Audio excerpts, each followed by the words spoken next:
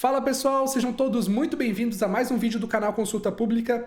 Eu descobri ponto a ponto o que está impedindo há muitas semanas o início do empréstimo consignado do Auxílio Brasil. Por incrível que pareça, eu também demorei a acreditar. Não tem relação com política e não tem relação com eleição essa demora. Se dependesse do governo, isso já teria começado. Então tem relação com o quê? Tem relação com competência e com erro de planejamento, que eu vou te mostrar ponto a ponto de forma concreta. Você vai entender finalmente por que esse empréstimo consignado ainda não saiu. Deixa o like para valorizar nosso trabalho e siga nossas redes, participe do nosso grupo para receber todas as informações em primeira mão. Vindo aqui para nossa tela, descobrimos detalhes, são informações que você tem em primeira mão aqui no canal Consulta Pública que não tem em lugar nenhum. O empréstimo consignado tem uma série de erros e tudo que eu apurei eu agrupei em dois segmentos. Fatores de regramento e fatores de mercado. Parece técnico, mas eu já vou te explicar de forma simples. Isso que está atrasando tudo e o governo quer liberar. Se dependesse do governo conseguir resolver isso, já teria liberado. Vocês querem receber.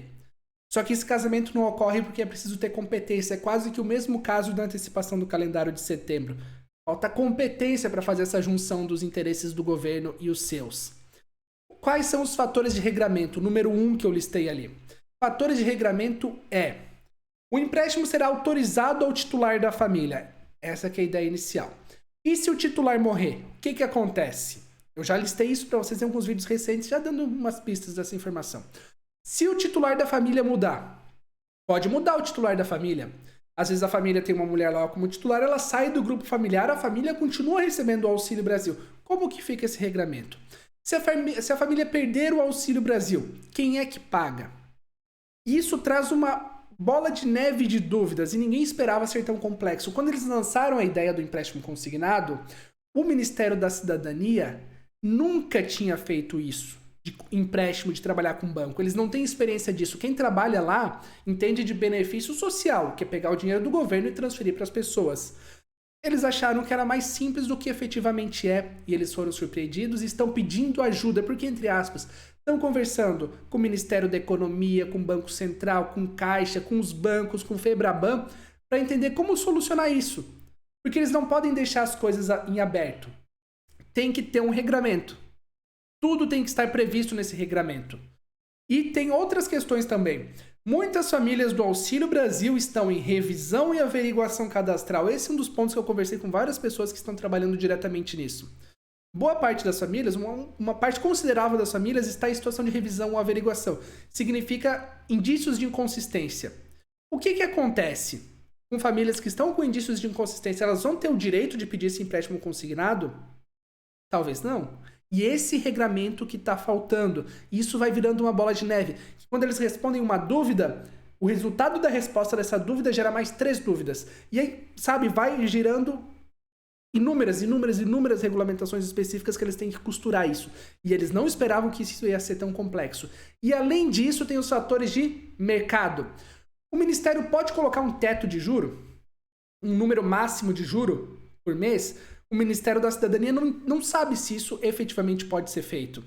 Mas se for possível, quanto que seria? Igual dos aposentados? Mas o mercado já disse que não vai operar igual dos aposentados porque o aposentado tem a garantia da aposentadoria e o Auxílio Brasil pode ser bloqueado. Isso fere o livre mercado?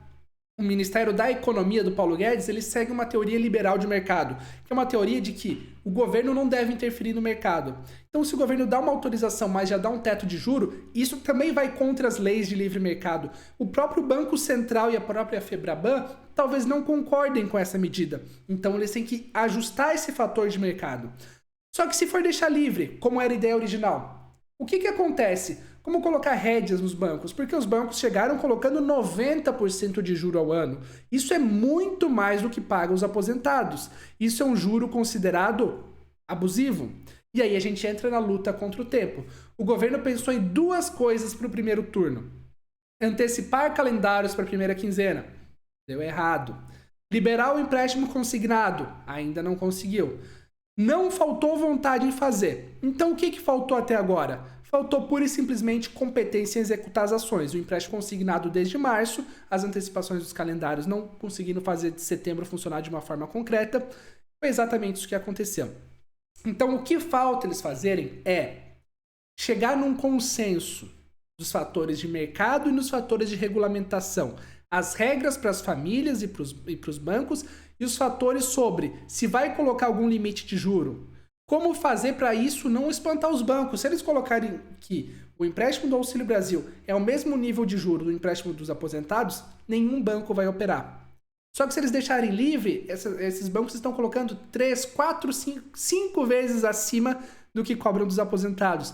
A gente fez uma matéria lá no canal, no site do canal, lá no canal consultapublica.com.br, 270%, 280% a mais do que os aposentados pagam é o que os bancos estavam pensando em operar. Esse é o caos de informação, pessoal. Então não saiu até agora, não é porque o ministro não quer, porque o presidente não quer, porque eles não conseguiram fazer ainda isso. Isso é quase pior do que não querer, porque quando você quer e não consegue, você demonstra que não está sendo competente na sua atividade. Isso é muito grave e falta comunicação no governo. São esses os fatores. Não é questão de eleição, nada disso. Desde março o governo não conseguiu resolver essas pendências e continua tentando, de todas as formas, pedindo ajuda para todos os ministérios e pessoas envolvidas para chegar num consenso sobre essas regulamentações e até onde o Ministério da Cidadania pode atuar nesses pontos. Ficou claro para você? Você conseguiu entender por que esse caos de informação? Eu quero saber a sua opinião ali nos comentários. E se você gosta do nosso conteúdo, que é exclusivo e muito bem trabalhado, a gente tem fonte direta.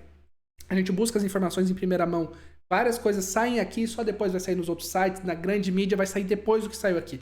Para que a gente continue esse trabalho, eu preciso do apoio de vocês. E eu estou recebendo muito esse apoio ali nos comentários, nos likes.